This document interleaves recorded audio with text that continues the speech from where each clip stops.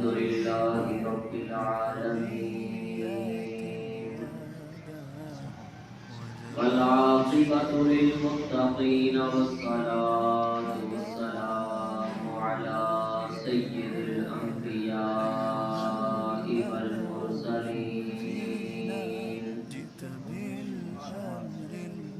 أما بعد فأعوذ بالله من الشيطان الرجيم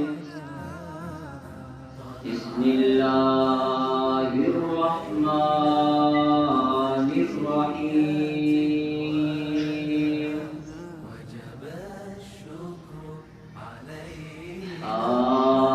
آمين والكتاب المبين إنا أنزلناه في ليلة مباركة إنا كنا منذرين فيها يفرق كل أمر حكيم وقال تبارك وتعالى في مقام آخر يا أيها الذين آمنوا توبوا إلى الله توبة نصوحا آمنت بالله صدق الله العظيم وقال تبارك وتعالى في شان حبيبه مخبرا وآخرا إن الله وملائكته يصلون على النبي يا أيها الذين آمنوا صلوا عليه وسلموا تسليما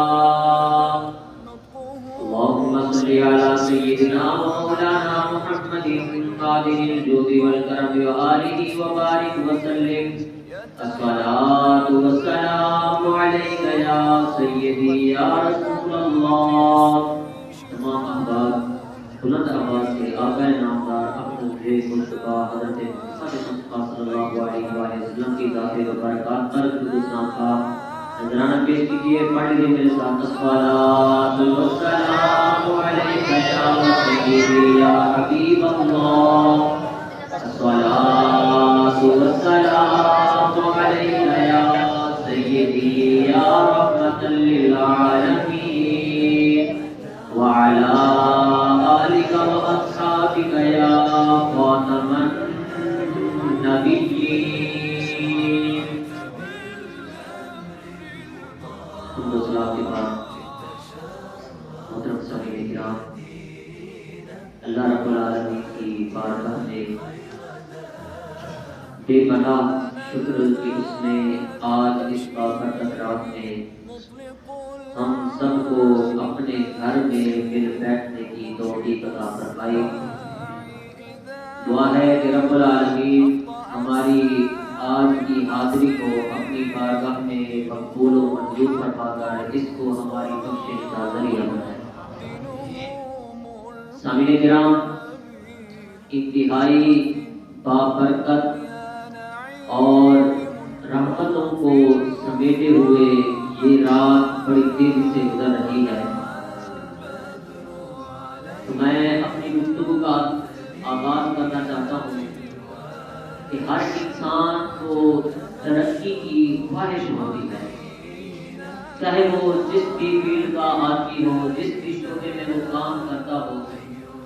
تو انسان کی یہ خواہش رہتی ہوتی ہے کہ میں ترقی کروں، اعلیٰ سے اعلیٰ درجے تک پہنچوں.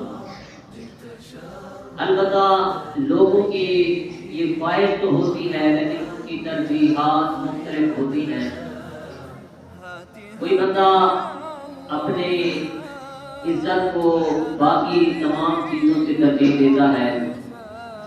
وہ کہتا ہے چاہے میرے پاس مال نہ ہو، چاہے میرے پاس کوئی بھی چیز نہ ہو دنیا کی، لیکن عزت ہو تو مجھے وہ کافی ہے۔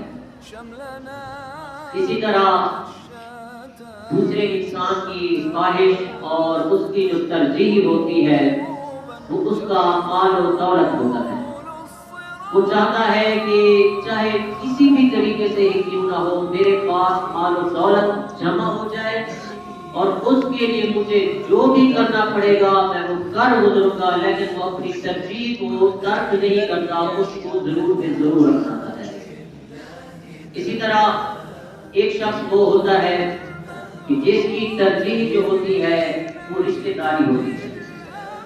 وہ چاہتا ہے کہ میں ہر حال میں اپنی رشتہ داری کو نبھاؤں، اس کے واسطے مجھے جو قربانی دینی پڑے، چاہے مال کی قربانی دینی پڑے، چاہے جو بھی قربانی دینی پڑے، میں وہ قربانی دینے کو تیار ہوں۔ بندے کی یہ خواہش ہوتی ہے، اور خوش نصیب ہیں وہ لوگ کہ جن کی ترجیح، جن کی خواہش رب العالمین کی رضا اور اس کے رسول صلی اللہ علیہ وآلہ وسلم کی خوشنودی ہوتی ہے۔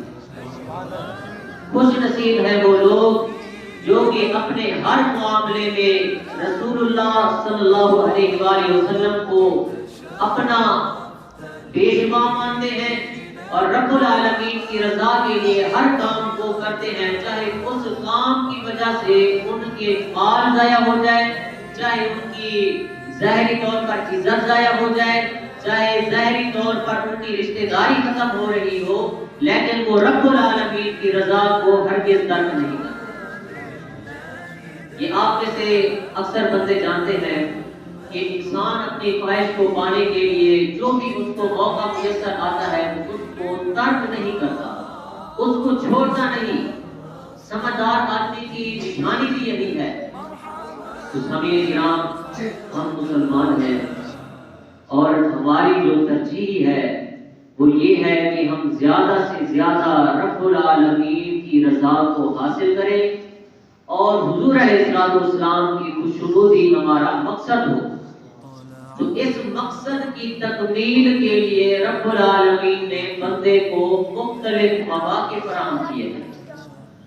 ان مواقع میں سے ایک اہم ترین موقع آج کی رات جس کو شب برات کہا جاتا ہے، رب العالمین نے ایمان والوں کو یہ رات عطا فرمائی ہے کہ اے میرے بندے، اگر تو نے مجھے راضی کرنا ہے، تو نے میری رضا کو طلب کرنا ہے، تو نے میرے حبیب علیہ السلام کی خوشنودی کو حاصل کرنا ہے، تو آج کی رات تو محرومی کے اندر نہ گزار، بلکہ حل من مستغرق، حل من مسترزق کی صدا رب العالمین کی طرف سے ہوتی ہے، حل من مستغفر، کہ کیا کوئی ہے مجھ سے بخشش طلب کرنے والا، میں اس کی بخشش کر دوں۔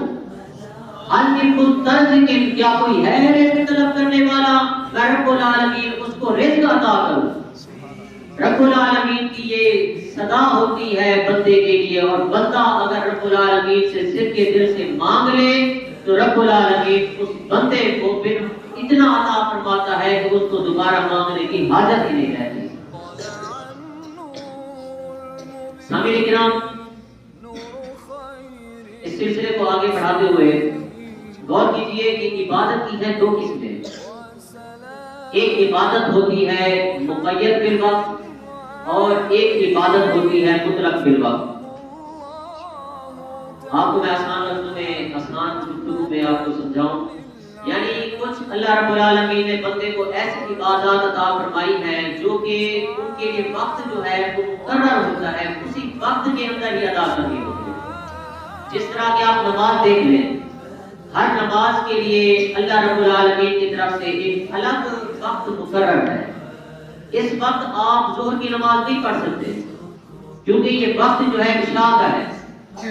اس وقت میں آپ نہ ظہر کی پڑھ سکتے ہیں، نہ فجر کی پڑھ سکتے ہیں، نہ عصر کی پڑھ سکتے ہیں، نہ مغرب کی پڑھ سکتے ہیں، ادا نماز۔ اور اسی طرح روزہ ہو گیا، رب العالمین نے اس کو فرض جو روزے ہیں ماہ رمضان کے جو فرائض ہوں گے وہ ماہ رمضان میں ہی ادا ہوں گے، اس کے علاوہ فرائض نہیں ہوں گے، نوافل بن جائیں گے یا واجب ہوں گے۔ اور ایک عبادت ہوتی ہے کہ جس کا کوئی وقت مقرر نہیں ہوتا، جس وقت سے بندہ وہ کر لے، وہ چیز اپنا لے، رب العالمین اس کے اوپر رجوع برحمت ہوتا ہے۔ ان عبادات میں سے ایک عبادت دعا ہے کہ دعا کا کوئی وقت مقرر نہیں ہے۔ بندہ چاہے سفر میں ہو، چاہے حضر میں ہو، چاہے انسان گھر میں ہو، چاہے باہر ہو، چاہے مسجد میں ہو، چاہے گھر میں ہو، جہاں کہیں بھی ہو، رب العالمین کی بارگاہ میں بندہ ہر وقت دعا کر سکتا ہے۔ اور دعا کی قبولیت کے اوقات جو ہیں وہ مخصوص ہوتے ہیں۔ کبھی تو رب العالمین کی رحمت زیادہ بندے کے اوپر برس رہی ہوتی ہے، اور کسی وقت رب العالمین کی رحمت اس طرح نہیں برس رہی ہوتی جس طرح کے پہلے کی بنسبت برس رہی ہوتی۔ دیکھیے کہ رب العالمین نے احادیث کے اندر حضور علیہ السلام کی کثیر احادیث ملتی ہیں، مفتی صاحب موجود ہیں، کہ اوقات میں سے جو رب العالمین کے ہاں سب سے زیادہ محبوب اور جس وقت کے اندر بندے رب العالمین بندے کے زیادہ قریب ہوتا ہے وہ رات کا آخری پہر ہوتا ہے۔ رات کی آخری تہائی میں رب العالمین اپنی شایان شان کے مطابق آسمان دنیا پر نزول فرماتا ہے، اور اس وقت میں جو بندہ صحیح معنی رب العالمین کی بارگاہ میں توبہ کر لے، رب العالمین کی بارگاہ میں اپنی دعا قبول کروانی ہو، تو وہ وقت اس کے لیے سب سے بہترین وقت ہے۔ حضرت سیدنا بایزید بستامی آپ فرماتے ہیں، آپ نے ایک قول ذکر کیا اور انتہائی قابل معنی اور انتہائی ایک نقطہ آپ نے پیش کر دیا۔ آپ نے فرمایا کہ جو کچھ دنیا وما فیہا، یعنی جو کچھ دنیا میں موجود ہے، یہ سارا کا سارا، کوئی بندہ مجھ سے یہ کہے کہ یہ دنیا وما فیہا، یہ ساری کی ساری چیزیں مجھ سے لے لو، اور مجھے حضرت بایزید بستامی فرما رہے ہیں کہ دنیا اور وما فیہا، اس میں موجود ہر چیز کوئی بندہ مجھ سے لے لے، اور اس کے بدلے میں مجھے رات کے آخری پہر میں رب العالمین کی بارگاہ میں جو بندے کی آہ نکلتی ہے، رب العالمین کی یاد میں، رب العالمین کے خوف میں جو آنسو نکلتا ہے، آہ و بکا نکلتی ہے، وہ دنیا وما فیہا کے بدلے میں مجھے وہ آہ و بکا دے دے، اور مجھ سے یہ ساری کی ساری چیزیں دنیا کی لے۔ اتنی بابرکت لمحہ ہوتا ہے، اور اس سے یہ بھی ثابت ہوتا ہے کہ وہ لمحہ ہر کسی کو میسر نہیں ہوتا۔ وہ رب العالمین کے مخصوص بندے ہوتے ہیں، وہ رب العالمین کے انعام یافتہ بندے ہوتے ہیں جن کو وہ میسر آتا ہے، اور چست لوگ ہوتے ہیں جن کو وہ موقع میسر آتا ہے۔ اور ہم ٹھہرے سست آدمی، تو رب العالمین ہمارا بھی رب ہے، اس نے ہمیں بھی مواقع عطا فرمائے ہیں کہ تم اگر اس وقت میں رات کے آخری پہر میں اگر تم عبادت نہیں کر سکتے، تو رب العالمین نے ہمیں شب برات جیسی راتیں عطا فرما دی کہ تم اگر رات کو نہیں کر سکتے تو جیسے ہی غروب آفتاب ہوتا ہے تو رب العالمین حضرت سیدنا مولا مشکل کشا شیر خدا سیدنا علی المرتضی اور ام المؤمنین حضرت سیدہ عائشہ صدیقہ رضی اللہ تعالی عنہا آپ سے بڑھی ہے، آپ فرماتی ہیں کہ شب برات کو رب العالمین جیسے ہی سورج غروب ہوتا ہے، رب العالمین آسمان دنیا پر اپنی رحمتوں کا نزول فرماتا ہے، اور رب العالمین کی طرف سے یہ ندا لگائی جاتی ہے، حل من مستغفر، کہ کیا آج کوئی بخشش طلب کرنے والا ہے میں اس کی بخشش کر دوں، حل من مسترزق، کیا کوئی بندہ ایسا ہے جو مجھ سے رزق مانگے میں اس کو بے بہا رزق عطا کر دوں، ہے کوئی ایسا بندہ جو مجھ سے شفا مانگے میں اس کو شفا یابی عطا فرما دوں۔ تو یہ بابرکت رات جیسے ہی سورج غروب ہوتا ہے رب العالمین کی رحمت جو ہے چھم چھم برسنا شروع ہوتی ہے۔ جو بندہ اس رات کے اندر قیام کرتا ہے، رب العالمین کی بارگاہ میں سر بسجود سر بسجدہ ہوتا ہے، رب العالمین کی بارگاہ میں عبادت کرتا ہے، اور اگلے دن روزہ بھی رکھتا ہے تو اس کے بارے میں سیدنا علی المرتضیٰ شیر خدا فرماتے ہیں کہ رب العالمین ایسے بندے کو اپنے محبوبین اور مقربین میں شامل فرماتا ہے۔ تو سامعین کرام، اس رات کو آپ معمولی رات نہ سمجھیے، اس رات کو آپ معمولی رات نہ سمجھیے۔ اس رات کے اندر جو انعام آپ حاصل کر سکتے ہیں، جتنی رحمتیں رب العالمین سے آپ سمیٹ سکتے ہیں، سمیٹ لیجیے۔ ہو سکتا ہے کہ بعد میں یہ ہمیں میسر ہی نہ ہو، زندگی کا کوئی بھروسہ نہیں ہے۔ تو سامعین کرام، اس کے اندر سب سے بہترین وظیفہ جو ہے وہ توبہ و استغفار کا وظیفہ ہے، کیونکہ یہ اس رات کو کہا جاتا ہے شب برات، اور اس کی فضیلت آپ اس کے نام سے ہی پہچان لیجئے کہ شب اور برات دو الگ الگ ہیں۔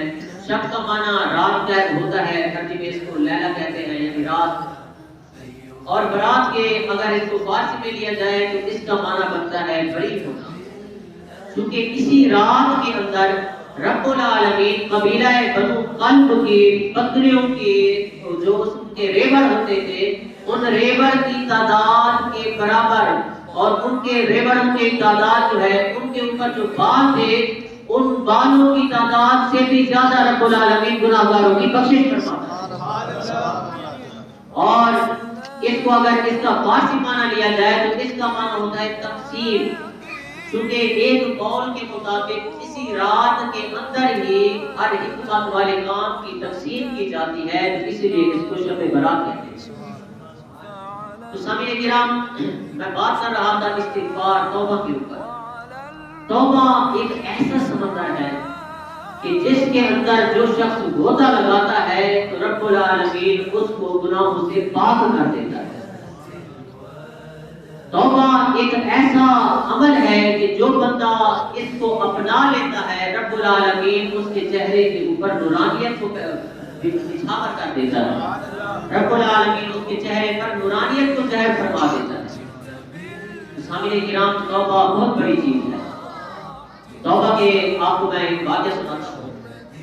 حضرت سیدنا عبداللہ بن عمر آپ رضی اللہ تعالیٰ عنہ آپ فرماتے ہیں، اور توبہ یہ ہمارے ہاں جو استغفر اللہ استغفر اللہ، توبہ توبہ توبہ توبہ، اس قسم کے الفاظ ہوتے ہیں، ظاہری طور پر دل اگرچہ کسی اور جگہ متوجہ ہوتا ہے لیکن ظاہری زبان پر یہی کلمات ہوتے ہیں، یہ توبہ نہیں، بلکہ کون سی توبہ؟ رب العالمین نے قرآن مجید فرقان حمید میں ارشاد فرمایا، یا ایھا الذین آمنوا توبوا الی اللہ توبۃ نصوحا، کہ اے ایمان والو تم رب العالمین کی بارگاہ میں توبہ کرو۔ کیسی توبہ؟ ایسی توبہ کرو کہ جس کے بعد اس گناہ کی طرف تمہارا لوٹنا محال ہو جائے۔ تو اسی کی تفسیر کے بارے میں حضرت سیدنا عبداللہ بن عمر رضی اللہ تعالیٰ عنہ فرماتے ہیں کہ توبہ نصوحا سے مراد یہ ہے کہ بندہ اس طرح توبہ کرے کہ جس طرح تھنوں سے نکلا ہوا دودھ دوبارہ تھنوں میں داخل نہیں ہو سکتا، ٹھیک اسی طرح بندہ جب گناہوں سے توبہ کر لے تو دوبارہ گناہوں کی طرف جانا اس کا اس طرح محال ہو جس طرح دودھ کا تھنوں میں دوبارہ داخل ہونا۔ ایسی توبہ کرنی چاہیے۔ سامعین کرام، مسلم شریف کی حدیث پاک ہے، بنی اسرائیل کا ایک شخص تھا، اس نے جب اس کا وقت آیا مرنے کا اپنی اولاد کو بلایا، اپنے بیٹوں کو بلایا اور کہنے لگا کہ میرے بیٹو، میں نے دنیا کو بہت کما لی لیکن میں اپنے رب کو راضی نہیں کر سکا، میں رب العالمین کی عبادت نہیں کر سکا۔ اب مجھے خوف ہے، مجھے ڈر بھی ہے کہ مجھے شرمندگی بھی ہے، میں کس منہ کے کون سا منہ اٹھا کر میں رب العالمین کی بارگاہ میں پیش ہوں گا۔ تو اس نے کہا کہ میں تمہیں یہ آخری وصیت کرتا ہوں کہ میرے مرنے کے بعد تم نے میری لاش کو جلا دینا ہے، اور میری لاش کو جلا کر جو اس کی راکھ بنے نا، وہ راکھ تم نے ہوا میں اڑا دینی ہے، کچھ کام پھینک دینی ہے، کچھ کام پھینک دینی ہے، میرے مرنے کے بعد تم نے یہ لاش بھی کام کرنا ہے۔ وہ شخص مر گیا، حدیث پاک کے اندر آتا ہے۔ اس کے بعد رب العالمین تو ہر چیز پر قادر ہے، رب العالمین نے حکم دیا، اس کی راکھ کو اکٹھا کیا گیا۔ رب العالمین نے پھر اس بندے سے پوچھا کہ اے میرے بندے، کس چیز نے تجھے خلاف فطرت کام کرنے پر مجبور کیا؟ تمہیں کس چیز نے یہ عمل کروانے پر مجبور کیا کہ تمہیں، حالانکہ طریقہ تو یہ ہے کہ دفن کیا جائے، تو نے خلاف فطرت عمل کس چیز کی، کس وجہ سے تم نے یہ خلاف فطرت عمل کیا؟ تو بندے نے عرض کی، اے میرے مالک، تو جانتا ہے، تو علیم بذات الصدور ہے کہ میں دنیا کے اندر غرق رہا، دنیا کے اندر ہمیشہ پڑا رہا، دنیا کمائی لیکن آخرت نہ کما سکا۔ اے میرے مالک، مجھے پتہ تھا تو غفور بھی ہے اور تو غفار بھی ہے اور تو رزاق بھی ہے، تو قہار بھی ہے۔ اے میرے مالک، مجھے خوف محسوس ہوا کہ میں کس منہ سے تیری بارگاہ میں حاضر ہوں گا۔ اے میرے مالک، میرے پاس کوئی نیک عمل تھا نہیں، تو اس لیے میں نے چاہا کہ میرا سارا کا سارا جسم جو ہے خاک راکھ بن جائے اور راکھ میری ساری کی ساری ہوا میں اڑ جائے، تاکہ اے رب العالمین میں تیرے حساب کتاب سے بچ سکوں۔ تو رب العالمین فرمائے گا، اے میرے بندے، تو نے یہ اپنے گناہوں پر شرمندہ ہو کر میری بارگاہ سے بچنے کے لیے یہ عمل کیا۔ اگر تیرے دل کے اندر احساس موجود ہے، تو نے سچی توبہ کی ہے، تو جا اے میرے بندے، میں نے بھی تجھے معاف کر دیا۔ فرمایا، اے میرے بندے جا، میں نے بھی تجھے معاف کر دیا، تو بھی اب تجھے میں جنت میں داخل ہونے گئے، تجھے جنت میں داخلے کا اعلان کرتا ہوں، تو جنت میں داخل ہو گیا۔ تو سامنے کرام وہ تو بنی اسرائیل کا شخص تھا، اور ہم الحمدللہ ہم امت محمدیہ صلی اللہ علیہ وسلم ہیں۔ تو یقیناً اگر ہم صدق کے دل سے توبہ کر لیں تو یقیناً ہماری بھی بخشش ہو سکتی ہے۔ ہماری بخشش کیوں نہیں ہو سکتی؟ بس یہ ہے کہ اگر ہم صدق کے دل سے توبہ کرنی چاہیے۔ اگر ہم صدق کے دل سے توبہ نہیں کرتے تو پھر معاملہ بڑا مشکل ہو جائے گا۔ یہ تو نہیں ہو سکتا کہ ہم گناہوں میں بھی مبتلا رہیں اور بخشش کی بھی امید لگائیں۔ جب تک بندہ صدق کے دل سے توبہ نہیں کر لیتا، اس وقت تک بندے کی، کیونکہ بہت سارے گناہ ہوتے ہیں، صغیرہ گناہ تو معاف ہو جاتے ہیں مختلف اعمال کرنے سے، کبیرہ کے لیے علماء کرام نے یہ شرط لگائی ہے کہ بندہ توبہ کرے تبھی جا کر یہ کبیرہ گناہ معاف ہوتے ہیں۔